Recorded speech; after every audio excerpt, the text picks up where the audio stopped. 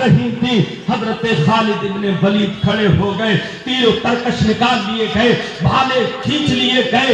एक लफ्त में हजरत खालिद इब्ने वलीद के सर को तन से जुदा कर दिया जाए, मगर जैसे ही लोगों ने तलवारें म्यान से बाहर की है, पादरियों का इमाम कहता है ठहर जाओ, जरा मालूम तो करें आखिर इसमें इतनी हिम्मत आई कहां से है, ये है कौन जो इतने बेखौफ लौमता लायक अपनी जगह पर खड़ा हो गया है।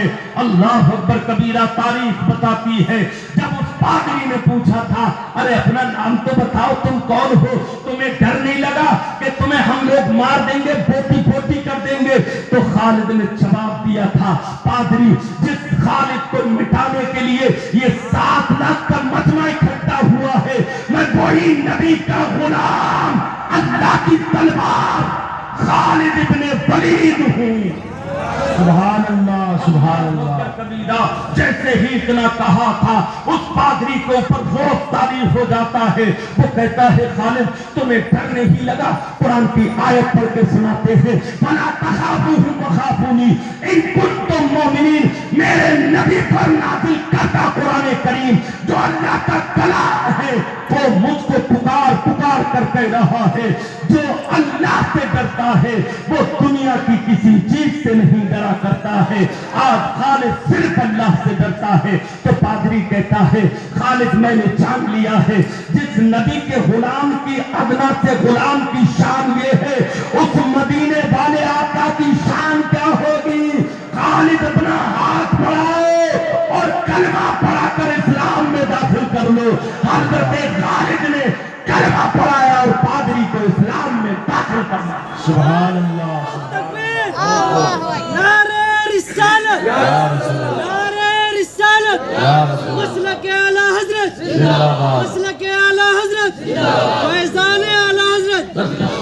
बस आखिरी बात सुने आखिर की, हजरत खालिद के हाथ पर जब पादरियों के इमाम ने कलमा पढ़ा था तो 7 लाख के मजमे से आवाज आई थी, ऐ हमारे पादरी इमाम, जब तू गुमराही पे था, यहूदियत वाले मजहब पर था, तब हम तुम्हारे साथ थे, लेकिन जब तूने आज सिराते मुस्तकीम को अपना दिया है, कलमे मुस्तफा पढ़ के इस्लाम को अपने सर का ताज बना लिया है, तो ऐ पादरी हम खुददार नहीं है, हम वफादार है।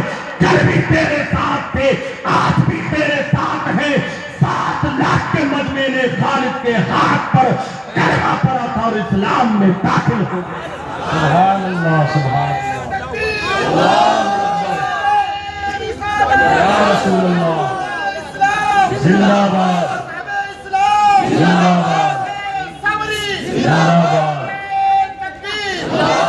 ये थी इस्लाम की शान और शौकत। मैं तभी तो कह रहा था, इस्लाम तलवार की जोर पर नहीं, अखलाक की बुनियाद पर फैला है, हाँ नबी की तालीमात की बुनियाद पर फैला है।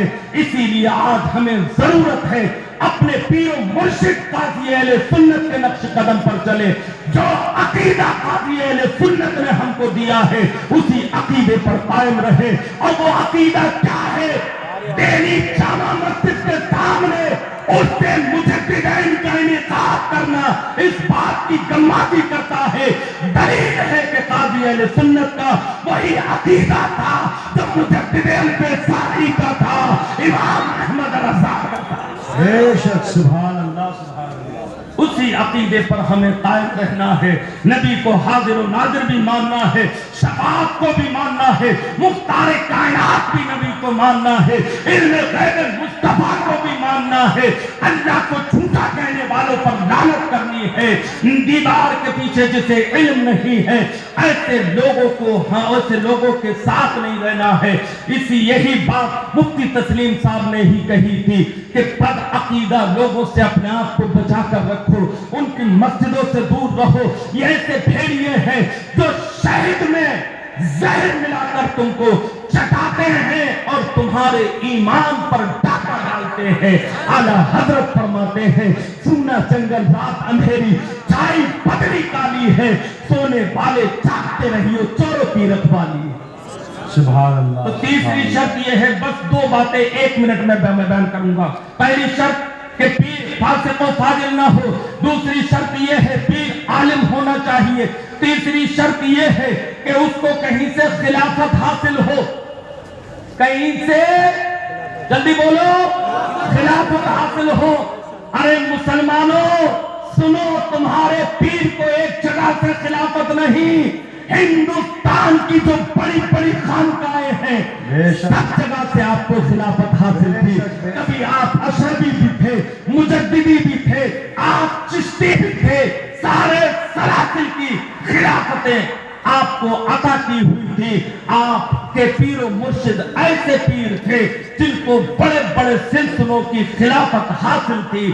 تو میں عرض کر رہا تھا یہ تیسری شرط تھی کہ انہیں کہیں سے خلافت ملی ہو۔ چوتھی شرط یہ ہے کہ ان کا جو سلسلہ ہے، یہ پیری مریدی والا، یہ سلسلہ و سلسلہ حضرت علی مولا کائنات علی مرتضیٰ تک پہنچتا ہو، اور اس کے بعد اللہ کے نبی صلی اللہ تعالی علیہ وسلم تک یہ سلسلہ متصل ہو۔ تو یہ ایسے شخص کے ہاتھ میں آپ ہاتھ دے سکتے ہیں، آپ اسے اپنا پیر و مرشد بنا سکتے ہیں۔ اور اللہ کا بے پناہ فضل و کرم ہے کہ اللہ نے قاضی اہل سنت جیسی ذات ہمیں عطا فرمائی، جو بہترین عالم بھی تھے، قاری بھی تھے، عالم بھی تھے، مفتی بھی تھے، قاضی بھی تھے، فتوے بھی لکھا کرتے تھے، اور قضا کے مسائل کو بھی حل فرمایا کرتے تھے۔ قاضی اور مفتی میں صرف اتنا فرق ہے کہ مفتی شریعت کا حکم بیان کرتا ہے اور قاضی اس حکم کو نافذ کر دیا کرتا ہے۔ اللہ کا کرم ہے کہ مفتی صاحب مفتی بھی تھے، فتویٰ بھی دیتے تھے، اور قضا کے عہدے کو سنبھالتے ہوئے آپ درمیان میں فیصلہ بھی فرمایا کرتے تھے شریعت کے مطابق۔ اسی لیے انہیں قاضی اہل سنت دہلی کہا جاتا ہے۔ اللہ کا بے پناہ فضل و احسان ہے کہ آج ہم ان کے عرس کی مجلس میں حاضر ہیں۔ اللہ مجھے بھی آپ سب کو حضور الشاہ مفتی محمد میاں سمر دہلوی علیہ الرحمہ کے فیوض و برکات سے مالا مال فرمائے، ان کے نقش قدم پر چل کر ہمیں اپنی زندگیوں کو کامیاب بنانے کی توفیق عطا فرمائے۔